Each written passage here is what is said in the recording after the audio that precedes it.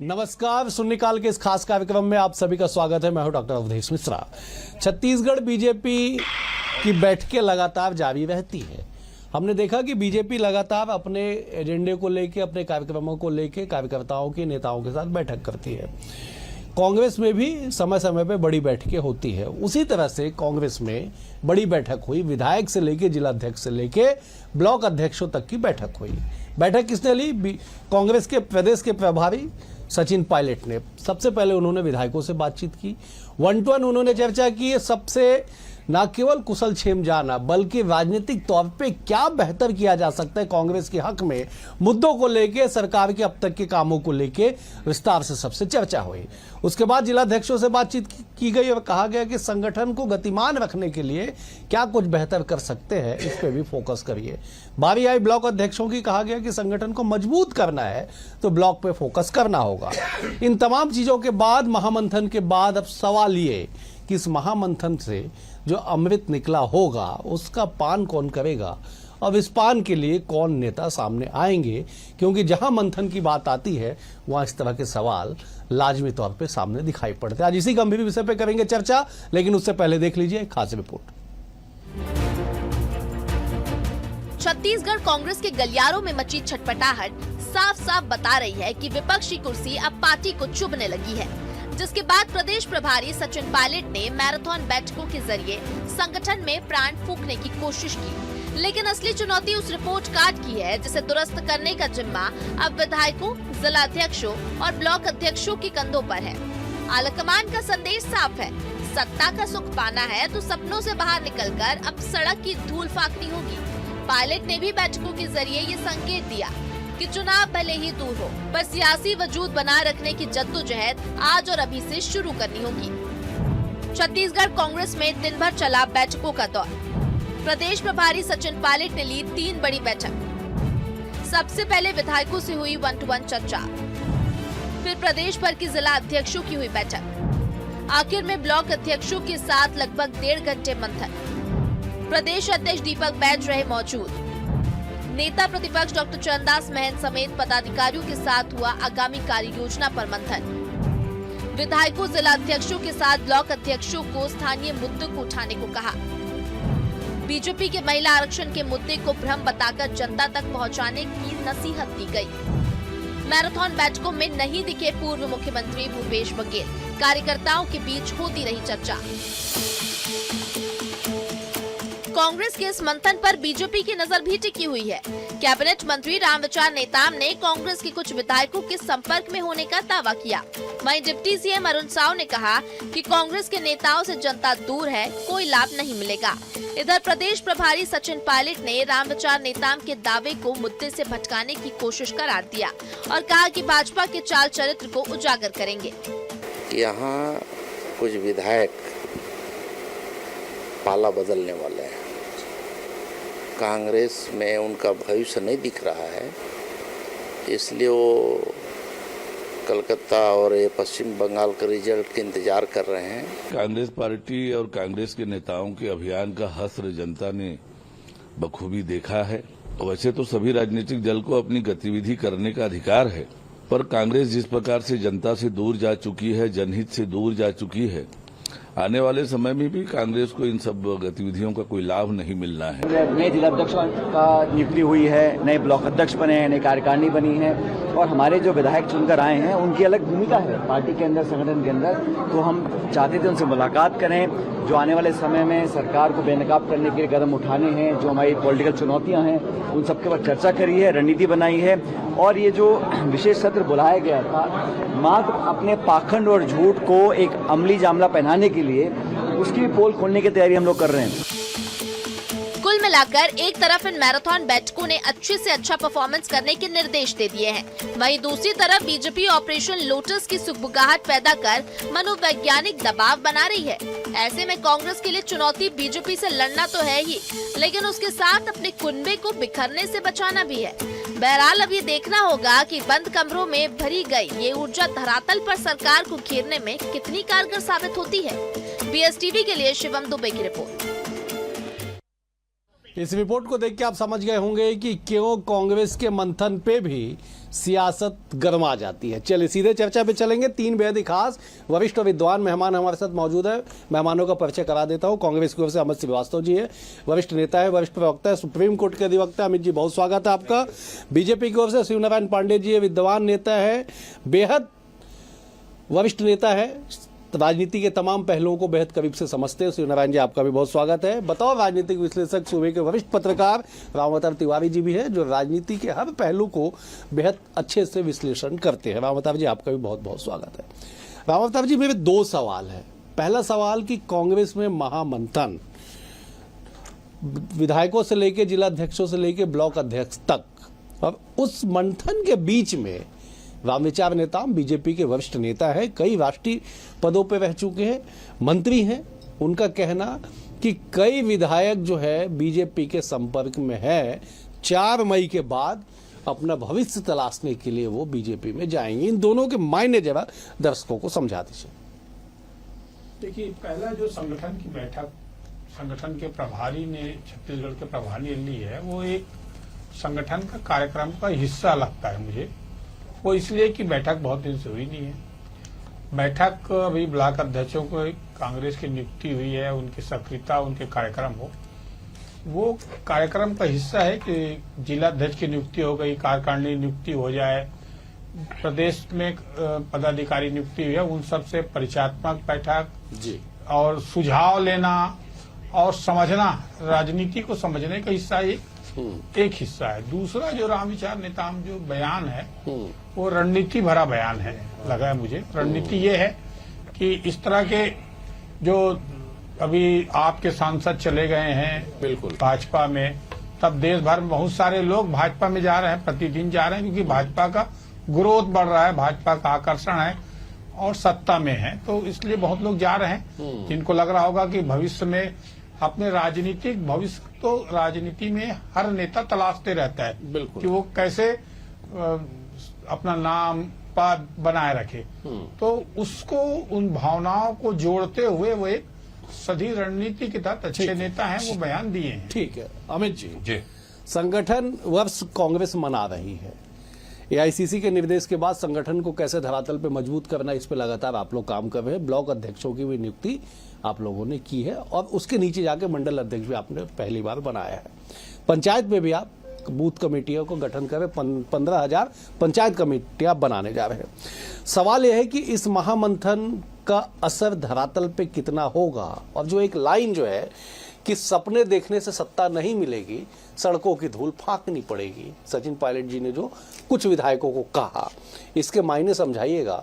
और वही सवाल कि रामविचार नेताम जी के इस बयान के मायने क्या। देखिए, आपने बहुत अच्छे प्रश्न किया, दोनों प्रश्न बहुत अच्छे थे, मैं सिलेवार जवाब दे देता जी। हूं। पहले आपने कहा महामंथन, निश्चित तौर पे आज हमारे प्रभारी आदरणीय सचिन पायलट जी ने बैठकें ली और बैठक में जिस प्रकार से ब्लॉक अध्यक्ष, जिला अध्यक्ष और विधायकों से उन्होंने बातचीत की, निश्चित तौर पे वो महामंथन जो था वो हमारे संगठन को और मजबूती प्रदान करना उसका मकसद था और समीक्षा था कि संगठन का और विस्तार कैसे करें। बिल्कुल। लेकिन महामंथन तो हमने किया, लेकिन बीजेपी के नेता दिन भर आज बेचैन रहे और जिस प्रकार से मिस डायरेक्शन उन्होंने करने का प्रयास किया, आखिर ऐसे प्रश्न क्यों, उनको समस्या क्या है। मैं आपके माध्यम से कहना चाहता हूं अवधेश जी, क्या राजनीतिक बैठक करना गलत है? क्या संगठन को मजबूत बनाना, उसका विस्तार करना कोई अपराध है? क्या बीजेपी ये सब नहीं करती? क्या बीजेपी के नेता समीक्षा बैठक नहीं करते या रणनीति नहीं बनाते या अपने संगठन के विस्तार के लिए वो मेहनत नहीं करते? और अगर वो करते हैं तो हम पे फिर प्रश्न चिन्ह क्यों? पहली चीज। दूसरी चीज, और अगर उनको समस्या क्या है?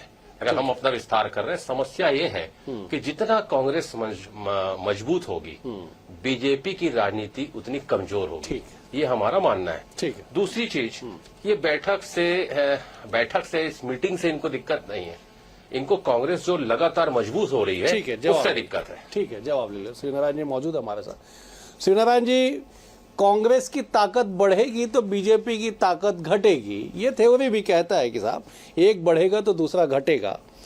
इस बीच में कांग्रेस की बैठक पे पैनी नजर आप लोगों की बनी हुई है और बड़े वरिष्ठ नेता है, मंत्री है रामविचार नेताम जी, उनका कहना कि भविष्य तलाशने के लिए कांग्रेस के कई एमएलए बीजेपी के संपर्क में है। जब इन दोनों बयानों के मतलब समझाइएगा, अमित जी जो कह रहे हैं उस पर भी थोड़ा प्रकाश डालिएगा। शिवनारायण जी ठीक कह रहे हैं। हुई तो इनकी समाप्त हो गई है। यह स्वाभाविक प्रक्रिया है। लोकतंत्र में पक्ष और विपक्ष होता है। तो अगर विपक्ष की ताकत बढ़ेगी तो सत्ता पक्ष की ताकत कमजोर होती है, लेकिन ऐसी कोई संभावना दिखती नहीं है। अभी 3 महीना पहले जब पायलट साहब आए थे तो उन्होंने वोट चोरी के लिए एक बड़ा एक शिगुफा एक प्रकार का सर्कस शुरू किया था जो बिलासपुर में हुआ था, और उसमें जिस प्रकार का विघटन कांग्रेस में देखने में आया था, अलग अलग जो बयान आए थे वो अपने आप में एक उदाहरण है। अभी की जो इनकी महामंथन की बैठक थी, उस महामंथन की बैठक में मेन जो नायक थे इसके भूपेश जी स्वयं नहीं थे। वो दुर्ग में जो है दुर्ग में बैठकर बोरेबासी खा रहे थे। तो कुल मिला के ये एक कर्म कांड है जो कांग्रेस ने महामंथन के नाम पे किया है। ये ऐसा हम मानते हैं, हमारा ऑब्जर्वेशन यही है। और ऐसी स्थिति में भारतीय जनता पार्टी के बराबर जाके ये खड़े हो जाए सांगठनिक रूप से, इस प्रकार की कोई स्थिति दिखती नहीं है। अब मैं ये कह दूं कि ये एक सिर्फ कर्मकांड करने की कोशिश है। खुद पायलट साहब जब राजस्थान में बगावत किए थे तो उस समय वो तत्कालीन जो मुख्यमंत्री थे गहलोत साहब, उन्होंने भाजपा से साठगांठ का आरोप उन पर लगाया था। और ये जो अभी जिस प्रकार की अस्थिरता सांगठनिक कांग्रेस में है और जिस प्रकार से लोग अपने भविष्य की तलाश बराबर कर रहे हैं, उसमें मुझे इन्फॉर्मेशन नहीं है कैसा है। वो मंत्री जी ने जो बयान दिया है वो उसके बारे में बता सकते हैं, लेकिन कहीं न कहीं ये बात तो है कि कांग्रेस में एक बड़ी टूटन है। और उस टूटन को किस प्रकार से पायलट साहब अपने प्रभारी के रूप में उसका समायोजन करेंगे, किस प्रकार से समाधान निकालेंगे, ये उनका विषय है। मैं तो चाहता हूं कि लोकतंत्र है, लोकतंत्र में विपक्ष भी मजबूत बने, अच्छा बने, और लोकतंत्र में इनके बढ़ जाने से हमारी ठीक है पांडे जी, ये दरअसल राजनीति की सामूहिकता होती है कि आप चाहते हैं कि विपक्ष भी मजबूत हो, लेकिन वास्तविक में कोई भी दल नहीं चाहता कि विपक्ष मजबूत हो। खैर, मैं लौटता हूं आपके पास, अमित जी का रुख करता। अमित जी जवाब दीजिएगा कि कांग्रेस के भीतर बड़ी टूटन है। मैं शिवनारायण जी की बातों को कोट करके कह रहा हूं, कैसे पायलट साहब समायोजन करेंगे, इस टूट को रोकेंगे। अब उन्होंने भूपेश बघेल जी का नाम भी लिया कि साहब आज दुर्ग बेमेतरा में आप लगातार लोकल स्थानीय कार्यक्रम में थे, लेकिन इतनी बड़ी बैठक थी उसमें नहीं आए। शिवनारायण जी गंभीर आरोप लगावे टूटन का, उस पर जवाब दे दीजिए। देखिए, आपने पहले ही बार ये प्रश्न किया था और शायद मैं जवाब उस पर छूट गया था, तो मैं उसको कंटिन्यू कर देता हूँ। आदरणीय रामविचार नेताम जी निश्चित तौर पर बहुत बड़े बड़े पदों में रहे हैं और उनका कथन जो है मुझे लगता है कहीं ना कहीं लोकतंत्र को शर्मसार करने वाला है। और जिस प्रकार का एक सुगुफा छोड़ा जाता है राजनीति में, तो मैं आपके माध्यम से बता दूं उनको बड़े आदरणीय हम सबके लिए, लेकिन अब चूंकि उन्होंने प्रश्न उठाया है तो मुझे जवाब तो देना पड़ेगा। मेरा धर्म है, राजनीतिक धर्म है। बिल्कुल। उन्होंने कहा कि टूटन है, तो मैं आपको बता दूं कि तारे टूट भी जाएं तो जमीन पे नहीं गिरा करते, तारे टूट भी जाएं तो जमीन पे नहीं गिरा करते, और गिरते हैं लाख दरिया समुंदर में, कभी समुंदर दरिया पे नहीं गिरा करते। देखिए, निश्चित तौर पे कांग्रेस के वो कार्यकर्ता जिन्हों मैं सैल्यूट करता हूं, जो हमारी पार्टी की आन बान शान है, और जिन्होंने 15 साल तक मूव नहीं किया साहब, लड़े सरकार के सत्ता में जो लोग बैठे थे, फिर अपनी सरकार को उन्होंने लाया। हमारी पार्टी के प्राण है वो, और उस पे ये कहना लोकतंत्र में कि हमारे संपर्क में है, तो मैं आपको एक और बात कह दूं, आप जैसे प्रबुद्ध मित्र जिनके साथ हम बैठते हैं, शायद उनको सबको पता भी है कि बीजेपी के भी एक बड़े नेता हमारे बड़े नेताओं के पास गए थे और उन्होंने कहा था कि मेरे पास 16 विधायक है, अगर आप कहें तो मैं भी सरकार बना सकता हूं, और हमारे यहाँ के लोगों ने मना कर दिया। लेकिन मैंने कहा ना कि राजनीति की मर्यादा होती है, कमरे की बात बाहर नहीं जाती, तो मैं उस मैटर पे नहीं कुछ कहना चाहता। लेकिन मुझे पता है कि आप जैसे प्रबुद्ध पत्रकारों को ये सारी खबर है और हम उस पर चर्चा भी नहीं करना चाहते। लेकिन मैं एक चीज और कहना चाहता हूँ, उंगलियां उठाने से पहले खुद का काम देखिए साहब। आपको 2.5 साल हो गए, मुद्दे को भटकाने का काम मत करिए। और मुझे लगता है कि बीजेपी के नेता को ये समझ में आ गया है कि बंगाल में उनकी सरकार इतना प्रोपेगेंडा करने के बाद, प्लेइंग लेवल फील्ड नहीं देने के बाद, सब कुछ ताकत झोंकने के बाद, पूरे फोर्सेस को वहां लगाने के बाद भी वो नहीं आ रहे हैं, तो वो मुझे लगता है कि कहीं ना कहीं थोड़ा सा उनको ठीक है, मानसिक मैं जवाब मानसिक देता हूं। जी। संतुलन भी खो बैठे हैं और इस टाइप का वक्तव्य दे रहे हैं। दूसरा, ठीक है। मैंने कहा ना कि जब आप उंगली उठाते हैं तो खुद का काम देखा करिए, क्योंकि जनता अब सिर्फ सुनती नहीं, लोकतंत्र में जवाब भी मांगती है और सत्ता में बैठे लोगों को जवाब देना पड़ता है। ठीक है, जवाब ले लेता हूं। मैं रावतार जी आपके पास आता हूं, लेकिन बहुत गंभीर मामला आ गया। मैं एक बार शिवनारायण जी से जवाब ले लेता, फिर आपके पास विश्लेषण के पास पहुंचा। शिवनारायण जी, अमित जी ने कहा कि साहब तारे अगर टूट भी जाए तो धरातल पे नहीं गिरेंगे, दरिया समुद्र में गिरता, समुद्र कभी दरिया में नहीं गिरता। मतलब ये तय है कि आप दरिया है और कांग्रेस समुद्र है, इसका मायने यही है। और दूसरा, जिस टूटन का जिक्र आप कर रहे थे, उसी टूटन की कड़ी को अमित जी ने बेहद गंभीरता से आगे बढ़ाया और एक गंभीर बात कही कि साहब 16 विधायकों के साथ आपके पार्टी के एक बड़े वरिष्ठ नेता दम भर रहे कि मैं सरकार बना सकता हूं या बिगाड़ सकता हूं। इस पे भी 2 लाइन कह दीजिएगा शिवनारायण जी। भारतीय जनता पार्टी की सरकार पूरी मजबूती के साथ चल रही है और जो स्वरूप है भारतीय जनता पार्टी का, उससे अमित भाई परिचित है। मैं उनके कुछ और बातों का जवाब दे दूं। वास्तव में मैं टूटन की बात किया, वो आप कहाँ गिरोगे वो आप जानो, लेकिन हमारे जो मंत्री जी है वो कह रहे हैं कि हमारे में गिरना चाहते हैं, तो आप अपनी पार्टी को अपने गिरने को संभाल लो, ये एक प्रकार की चेतावनी है। जहां तक बंगाल की बात आपने की, बंगाल में ना आप 3 में है न 13 में है। तो ये एक समय, लंबे समय तक सरकार चलाने वाली कांग्रेस पार्टी कौन से बंगाल की खाड़ी में जाके गिर गई, उसका सबसे बड़ा उदाहरण है। भारतीय जनता पार्टी वहां पर सरकार 4 तारीख को बनने वाली है उसकी, और मैं जो है निश्चित रूप से बोरेबासी की जगह मिठाई उस दिन जरूर खिलाऊंगा, और भूपेश जी को भी मिठाई हम लोग भिजवाने का प्रयत्न करेंगे। बहुत परिश्रम किया हुआ असम में तो स्थिति उन्होंने देख ली। कुल मिला के मेरा कहने का मतलब यह है, मैं अपमानित नहीं करना चाहता, मेरा कहने का मतलब यह है कि कांग्रेस, बड़ी अच्छी बात है कि लगातार बैठकें करे, अपने आप को मजबूत करे, एक आंदोलनात्मक उसका रुख होना चाहिए, उसका एक कमिटमेंट अपनी पार्टी के प्रति होना चाहिए। लेकिन ये सारे जो प्रभारी के नाते जो कर्मकांड चलते हैं, इश्यू को जो डिफ्यूज करने की कोशिश करते हैं, महिलाओं के बारे में आरक्षण के संबंध में जिस प्रकार से, और भारतीय जनता पार्टी उसको 33% करके ले आई थी, उसको जिस प्रकार से डिफ्यूज किया है लोकसभा में, जिस प्रकार से महिलाओं का हक किया है, उसको भारतीय जनता पार्टी पूरे शिद्दत में देश भर में उठा रही है, और उसको डिफ्यूज करना है। ये केंद्रीय नेतृत्व के इस आदेश से प्रभारी किया है। संगठन को बहुत आगे बढ़ाना है, ऐसा कुछ नहीं। उनका मुख्य विषय भी यही था कि ये जिस प्रकार से वोट चोरी का उन्होंने इशू उठा लिया था और वो फ्यूज हो गया, उसी तरह से महिला आरक्षण के विषय को भ्रम पैदा करने की एक कोशिश होनी चाहिए पूरी कांग्रेस पार्टी से। इस प्रकार का संकल्प जो है वो व्यक्त करने के लिए आप ठीक है, मैं लौट रहा हूं आपके पास। मैं जब रामवतार जी के पास जाता हूं, रामवतार जी जब समझाइएगा कि कांग्रेस के संगठन मजबूती के प्रयासों के बीच अचानक चर्चा बेहद तेज हो चुकी कि साहब किसका भरोसा डिग रहा है अपनी पार्टियों पे, अपने आस्थाओं पे, कि दोनों तरफ टूट होने की बात कही जा रही है।